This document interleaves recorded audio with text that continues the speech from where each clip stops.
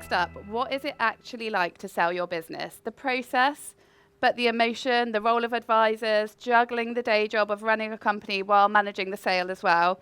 And how is an exit complicated if it's all part of the business and not all of it? That's what we're going to find out. From our next speakers, we have Tim Edwards, CEO and co-founder of the world-leading independent games media business NetworkN, and Alex Lloyd, partner in corporate and M&A team of Burgess Salmon, our long-term headline partners. Please welcome up Tim and Alex.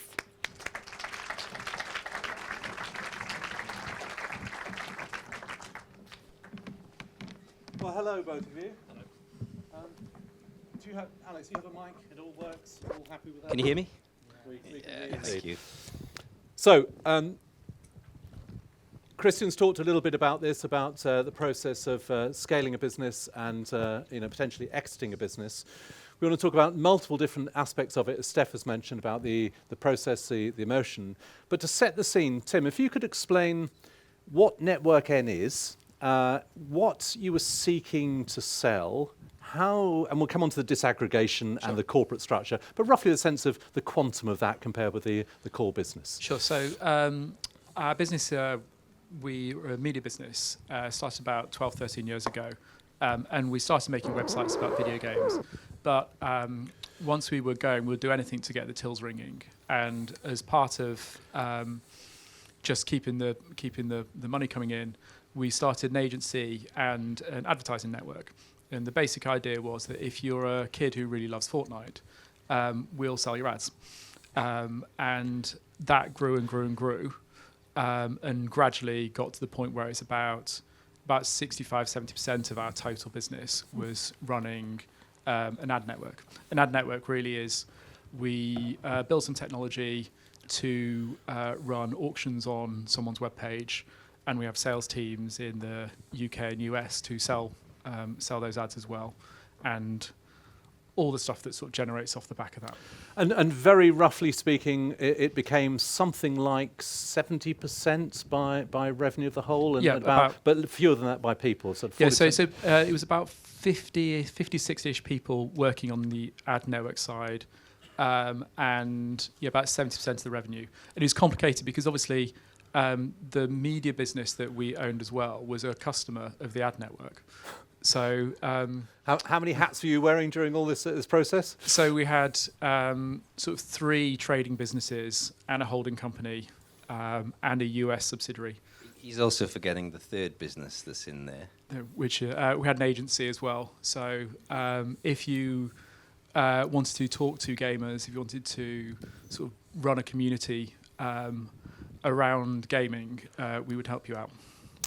So it's a rapidly scaling, very successful, increasingly international business with a number of different component parts and seeking to disaggregate. We'll come to the rationale for that, but I'd like to ask you, Alex, from a structural point of view, perhaps step right back, and it's probably 2, maybe 3 years back, about the corporate restructuring, what that was and why it mattered. So Tim's got 3 businesses in one company to start with. So he's got the ad platform. That's the bit he wanted to sell. So in order to sell it, we had to separate it. You could have tried to do an asset sale and sell it out of the one company to someone who was buying the assets, right? But that was going to be messy, and there were tax implications for doing that. So the ideal scenario for us was to package that business that he wanted to sell into a new company. Complicated quite enormously because there's loads of interdependencies between the 3, of course. There's all central services between the 3 companies. There are employees working across both. And importantly, in our case, those employees had share options.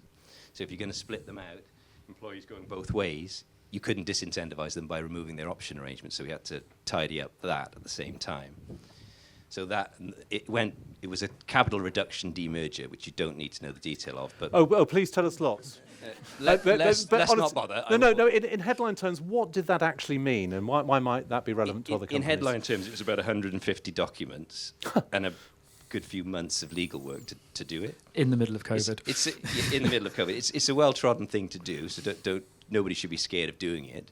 But it is quite a process, and it is involved and lengthy, and in our case, complicated by the fact that Tim had incentivized the entire workforce with option schemes that needed to be split out and separated. but it was a necessary precursor. So when he was coming to the sale process, thankfully we had a nicely packaged business in one company that could then be sold, and we were confident that we'd done the demerger correctly. That's the other thing. You might be tempted to not spend a bit of money, not spend the time correctly doing the demerger, and because it's a complicated process, you cock that up and it's going to be scrutinized in loads of detail during the M&A process. So you need to have done it and know you've done it correctly in the first place. Let's come to a general point, to Alex first and then Tim, which is about the fundamental asymmetry between entrepreneurs selling, and entrepreneurs typically sell once, although who knows, in your case it may be twice, God knows, that's to come, as opposed to buyers who typically buy many times. Alex, what is the role of advisors in recognising or in some ways addressing that fundamental asymmetry?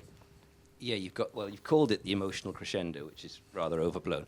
But Oh, really? Okay, scrap the name, bit late, honestly. But Tim is having an emotional crescendo, isn't he? Because he's built this whole thing. It's his life's work, and he's going to sell it. So for him, it's peak stress, emotional crescendo.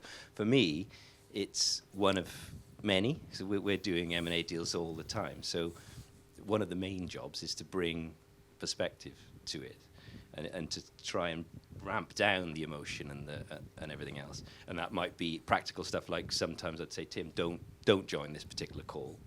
And he was volunteering quite often. I don't want to join this call because you've got a business to run. Yeah, he's got a business to run, and what was required was actually a dampening of the emotion at times. So there's that part, and there's also there's so much jargon and stuff thrown around during these processes, and part of it is just with a cool head saying, I know that particular bit sounds a bit scary, but really you should be worried about this bit over here, which doesn't sound so scary, but is scary. So there's it's about calming and balancing and explaining. Bit of a yin and yang at work here. That there's obviously, yes, there's the day job. Now I'm not diminishing it by saying that. That was had to be your primary focus, but also a huge amount of trust in this case in Alex and Burgess Salmon. How did you address that as an entrepreneur?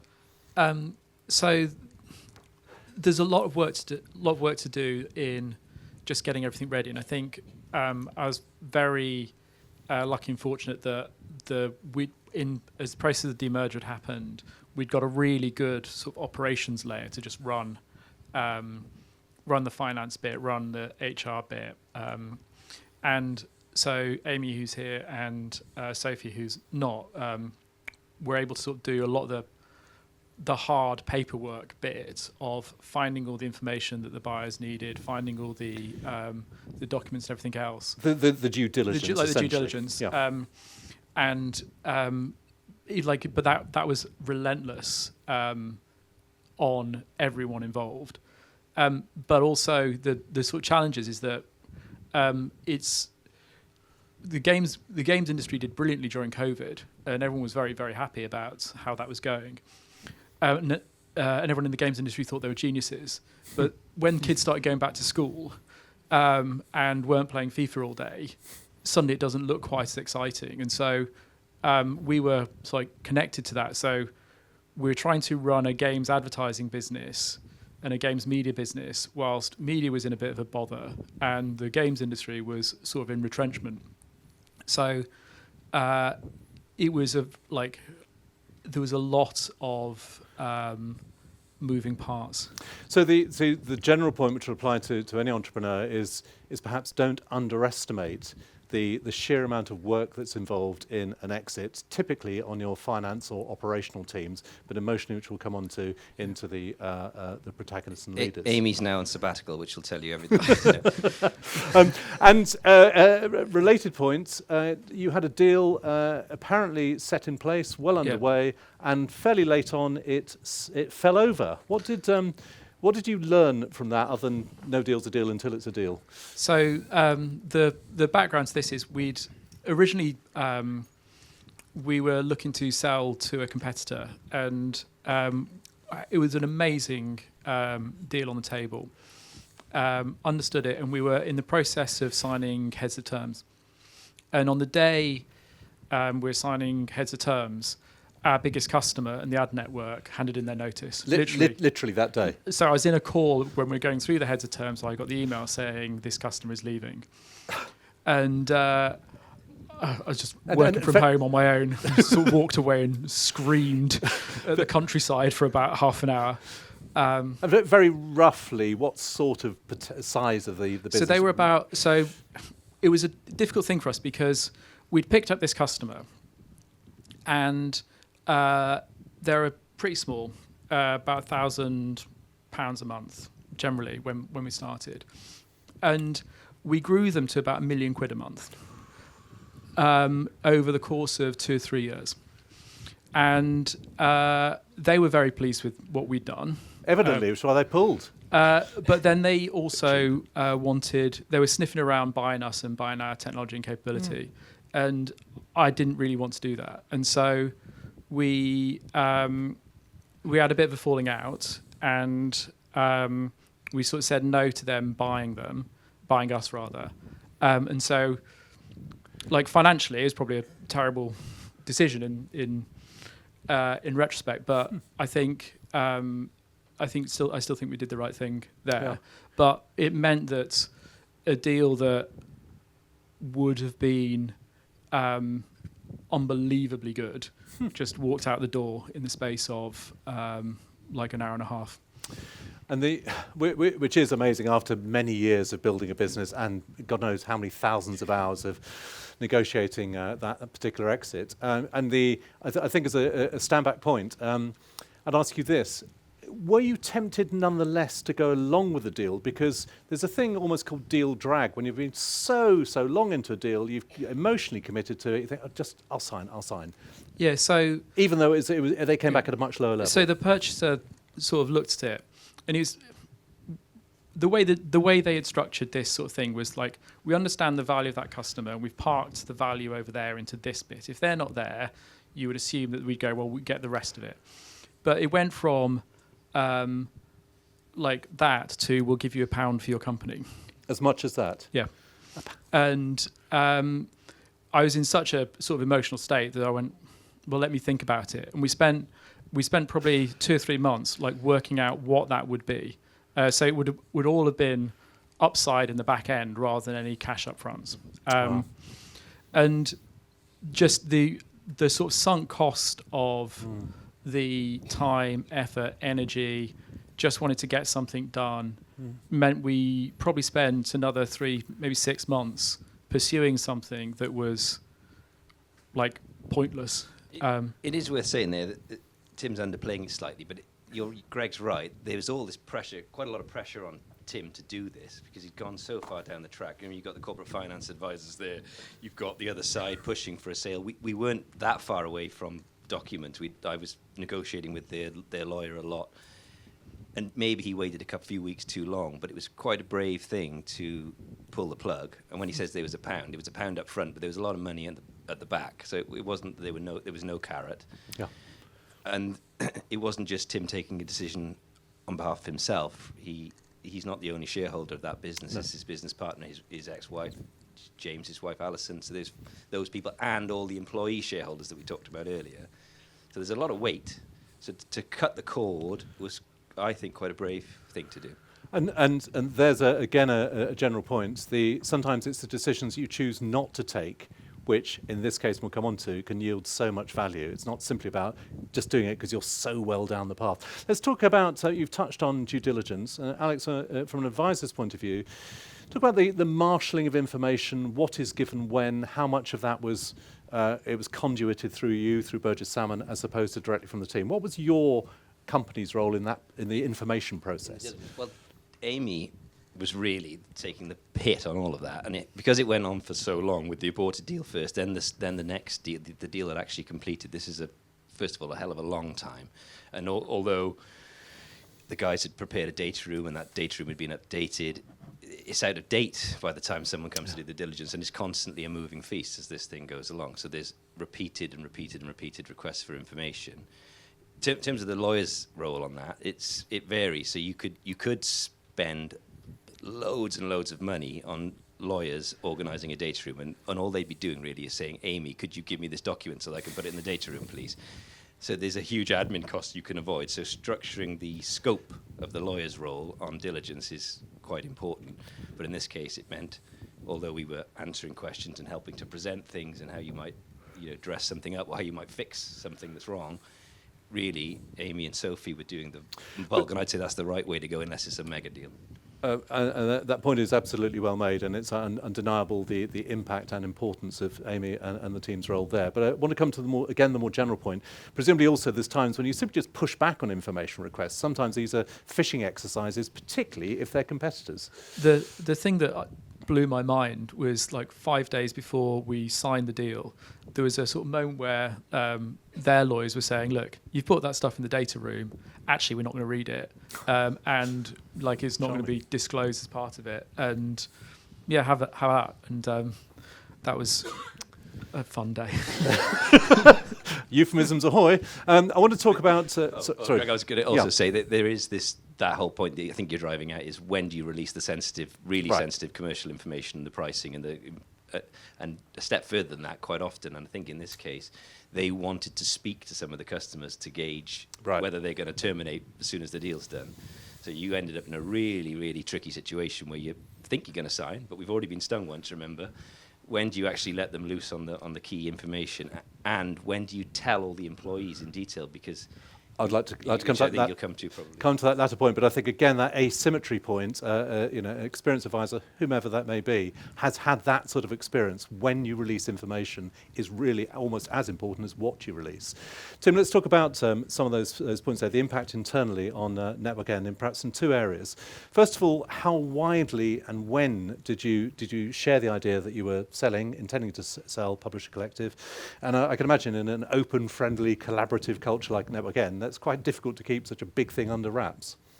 Yeah, I think so. When we split the company, we sort of gave the rationale that it protects all the companies, but also it gives us the opportunity to sell at that point. And so we weren't like going, yes, we're going to sell this business, because we didn't know if we were or not. Like we didn't know if the deal was going to happen. But we said that at the time to the employees. And obviously, when we did the option scheme, we said the only way these options would ever be triggered is if the business were to be sold. So everyone knew that's in the post at some point as we go along. We then, the due diligence, we sort of framed as audit. An audit that took 3 years. And we called it was called Project Zeus, because I'm a massive fan of Peep Show. Would you like to just unpack that reference, Zeus at Peep Show? And you don't want to, no. Yeah. And so, like, basically, there's just lots of meetings of Project Zeus all the time. And I think the senior team always knew that's really what it was for, but it just, because it dragged on so much, it just became like background noise, frankly. Yeah. And the other impact, there is that whole process going, who knew what, and they sort of half knew but not fully knew. But the other impacts on you, on your fellow co-founder, James Binns, the senior management team. You were trying to run the company at the same time, or companies at the same time, that juggle. How did you attempt to prioritize and focus during that? It's really hard because essentially one of the business was just left unmanaged. The agency was just like, I couldn't do anything. We had some senior managers in there, but I'd like, looking back, I wish I'd sort of stopped that for a while. James was put to looking after the media business and making sure that could continue, but I was still running the ad network. And what the hard part about it is, it's a changing market, but we've sort of agreed that we're going to sell this thing to a bunch of people, and it sort of puts the business in stasis. So there was decisions that I really needed to make around staffing or reactions to customers or investing in technology or decoupling stuff that were just being pushed back and back and back and back and back. And so, like, understandably, some of the employees and some of our management were just like, why are we not making decisions? Why are we not moving forward? And all I could really sort of go is, yeah, like that's, like there's not much better answer than that than I can give. And so, like, since then, I've sort of had to go round to various people going, you know, that time where you're apoplectic with me for this or that. sorry. And they would say, yeah, but there are other times where apoplectic you do as well, but that's different entirely. There is a phrase that's sometimes a bit hierarchical, the troops are ahead of the generals, and it may well be that they sort of knew in up to a point. We'll come to audience questions in a moment. This conversation has primarily been about structure, process, complexity. But of course, exits ultimately are joyous processes. We're not disclosing the sum, but it's a life-changing element, so a profound element. It's almost reverse Buddhism. It's not the journey, it's the arriving that matters. So tell us what happened when you either finally sign that last document, or indeed have the cash in your bank account. What happened to you personally at that point? Amy and I had arranged to go to Pasture for dinner. Go on, be more specific. Pasture in Bristol? Yeah, Pasture in Bristol. Okay, yeah. And Thursday night, was it? It's a Thursday night. We'd arranged that for a long time. And it was always, no matter what you do, it's always inevitably going to be the thing that you'd arranged months and months in advance. And we got the documents at like 7:30 at night, and I was basically scrolling through my phone, just pressing sign. And the waiter saying, "Would you like to order, please?" Yes, literally. So she was reading them in detail.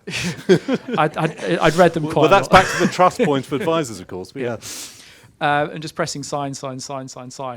And then they just sort of disappeared into the ether. And so just tried to sort of process it, and then nothing happened. Like literally nothing happened for sort of 5 days. And I remember calling Rebecca, who's Alex's sort of junior, and saying, "Look, I think we're due some money here." Like, so yeah, I sort of get on that. And basically, there had just been some trouble with the sort of cash arriving, because banks are banks, and then it arrived at like 11 o'clock on Christmas Eve. And I was working. I sort of looked at the bank account and took a screenshot and sent it to Amy, going, "Cash has arrived," and she just carried on chatting and didn't even notice it. So is it? Sorry, I don't believe this. Is that all you said? The cash has arrived? Not like bloody hell. No, like so like he just stared at it for a bit. Yeah. As you do. Well, this is called the emotional crescendo. We'll attempt to get to some of the emotion subsequently, but let's have a couple of questions first. Please, again, put your hand up and we'll get a roving mic to you, or not. Wave. There's two in this third row, so start with lady in the sort of middle-ish, yeah. That was very interesting. Thank you so much for sharing. Do you ever regret selling your business? Oh. No. That's it. Solid answer. So I'm glad I'm out of that business, just because I think the sector, technology and everything else is just so hard. I wouldn't like to not own a business otherwise. I think I'm lucky that we've got a couple of other things to do. But you also have, sorry, Cara, is that? Yeah, hi. Yeah, sorry, I'm afraid I can't see so well. That's all right. Okay, to Cara's point though, you also have a dependency in a sense, because there is an earnout and so on. So you've got a genuine interest in that business and it doing well and contributing to the extent, of course, you can. So do you outline that about, because and then Alex, perhaps come in on earnouts, that they often don't work either for the buyer or the seller. They distort businesses. But how's it worked so far for you, Tim? So we're still a customer of the business that I've sold. So there's like an ongoing relationship, and I help them out and do some consultancy work for them. The deal's structured so there's like a guaranteed amount of cash, and then an earnout based on customers sticking around, basically. Not on revenues. Not on revenues. And we're like, what I didn't want to do at any point in the deal was make sort of grandiose promises that things were going to get really big, or we're going to sort of grow and scale and all the rest of it. The deal was you're buying a business as is, and as long as that sort of continues, it's all right. And so we came up with a measure which was like, this is the business continuing, that was not related to revenue. And we're consistently about 30-40% ahead of that. So I'm not touch wood, like I'm not necessarily overly worried about. That's the crux of it. That earnouts can be really, really complicated because if you imagine if it were an earnout based on profit, if it were an EBITDA earnout, there'd be all sorts of variables there. There's not just the profit, there's not just the revenues, there's the costs, and you end up having huge debates about the accounting principles that apply, and you can end up in a massive argument with the other side. The genius of this one is that it's about ad impressions. It's a very simple metric. You can't argue about it. You drag it from a system. It's completely objective. So in this scenario, the earnout worked really well because there's no real way of manipulating it. And in other cases, there can be, and you have to then argue about the legal protections for it, and that can take months. The highly complicated what is carved in, carved out, or included. And you said the genius of the structure. Which one of you two was the genius in coming up with that as a base point? Was it probably Rich at Jackie Clarity, was it? I think it's what they asked for, actually. Yeah. There we go. Very, Sneagle, very, thank you. very, very modest of you. And there's a question here in the middle as well, please. Yeah. Hiya. My question was around the employees. Sorry, could you say who you are as well? Sorry, I'm Wayne from Albert Goodman, so corporate finance stuff. Yeah. So you had your employees working across the businesses. Obviously, you split one of them out. How did you then decide which employees go with that sale? Because I guess someone coming in to buy the business doesn't want to buy like an empty shell. So we did the demerge about 3 years ahead of the actual sale, and the businesses had been almost like walled off pre us doing the demerger into sort of separate companies, and everyone had quite defined roles. So there's never any sort of like weirdness. I think there's like one employee out of I think we're about 150-ish at peak, where it was like a little bit squiffy about where the person was going to go. But I think we'd done enough work to structure the teams in a way that it was never really in doubt. That would have been tricky, Wayne, had we done the demerger happen right up against the sale, but it had bedded in by then. We have a session with Albert Goodman later in EntreConf about prepping for exit, so we'll be picking up some of these themes, perhaps from a slightly more financial point of view. Our time is running short here, so I just want to come to the emotional crescendo point, which for each of you in your different ways, talk about this. Exits are often all-consuming, draining even. So what was that actual roller coaster like? How able were you to concentrate on the business? What effect did it have on your personal life? The latter is probably more for you, Tim. And it's hard because so it was like a 3-year process, and Daddy's very busy, and the sort of moments where you picking up the kids from school and you're just going to go home, throw some food in them, and then going to stare at spreadsheets and everything else like that is difficult. And my son would get pissed off because he's like, what is this deal, what's going on, like why is this such a big thing? And it's like a totally different world now where they come home and I throw food in them and we play video games. They're entirely different. They're sort of different. But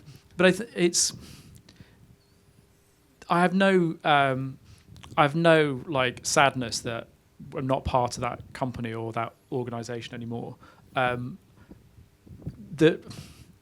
think it's ultimately like it's okay to be selfish, to just want to have the money and the security and the safeness that comes from having done a deal like that. But I think in the past, I think I probably would have put everyone else's safety and everything first. And I think that's the difference is I get to do this once. I don't really get an opportunity to do it again. And so, yeah, I'll take it. And Alex, both here, but slightly more generally with helping pilot entrepreneurs through the process. The emotion, I was going to say even for you, even for an experienced corporate advisor, you must have, this one must have stretched you. I was just chuffed for Tim, because you've been doing it for ages and he deserved it. And the way it was done was fair, because in these situations, there's often an opportunity where, or a moment where you're thinking about other people being treated fairly. In this case, it was the employees. So in that, which we haven't brought out really, but in that first deal structure, they weren't really getting a good enough deal. And so part of the reason that he pulled the plug on that was to protect them. So he had he's saying he felt selfish. None of this was selfish. He created wealth for himself, and he's created a stable business that continues to employ people. So I was just chuffed for him and for Amy and for everyone else.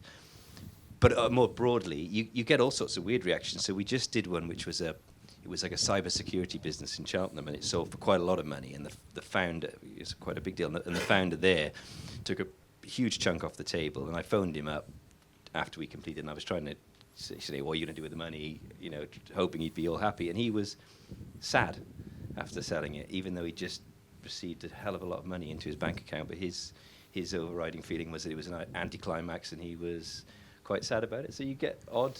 What, that his sort of life's work had finished, and sort of what next? Was that yeah, the impulse? it had been. This was a hugely long process as well, because it was a national security. They did encrypted hardware for GCHQ and stuff, so it had to go through all the security clearances. Yeah. And he found it a real stress and a drag, and his mother had died during the process, and I think it was wrapped up in that. And I think it was a culmination of everything, and he was going to step back afterwards, and he just felt, a bit empty having done it. So you can go both ways. And then there's also another emotion which is important, which is the advisors who aren't getting a load of money often feel a little bit of resentment. On behalf of Burgess Salmon, we may choose to edit that little observation. And on behalf of entrepreneurs, I suspect the advisors do indeed get sufficiently commensurated for their profound services. I just want to say, Alex was amazing during the deal, and there was a moment where we said no to the first lot, and what Alex didn't necessarily say is he called me up and said, look, I don't know if I can recommend you do this or not. And it was the best advice I ever had. Wow. Wow. Thank you. Wow. Our time is up on this one. There are so many strands and threads here. Towards the end of it, about be careful what you wish for. Sometimes exits can result in a different emotional response. Not in this case, but in the other case you just mentioned, Alex.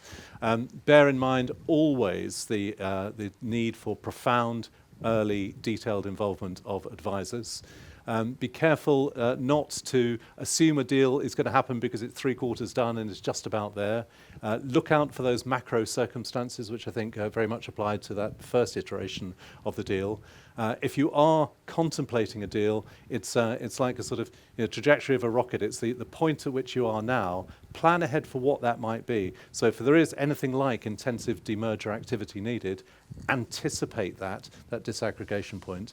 Any final last points, and then we'll finish? A piece of advice for any entrepreneur here about exiting that you haven't covered already? Or are we cooked? I think the bit we've missed is you're going to end up with a load of money at the end. What are you going to do with that money? And there's a tax piece to that, and there's a whole private wealth planning piece to that. So I think those advisors are often forgotten about in the process, so I would remember that. We have, of course, some private wealth advisors here, including Lombard Odier, who are hosting a dinner with us tonight. But yes, it's the question of when to bring that in, but the prior step is on tax advice. So much of value can be lost simply through taxation, simply through structure. Tim, final thought? I don't know. No, it's fine. No, it's absolutely fine. I'm really, really pleased to have had this session to explore. There's two last elements. One, of course, thanks to Burgess Salmon, our headline sponsor of EntreConf, once more, long-term partners of ours. To Alex and to Burgess Salmon, thank you very much indeed. And to Tim Edwards, Nebuchadnezzar, sharing the inside story, that emotional crescendo, the bumps in the road of exits. It has been insightful, and all power to you for the business that you've created, the clever way the disaggregation worked, the result that you got despite the complexity and length of that process. It's been a great story, and I hope you've taken a lot from this. Thank you ever so much. Nebuchadnezzar, thank you. That's great. Thank you.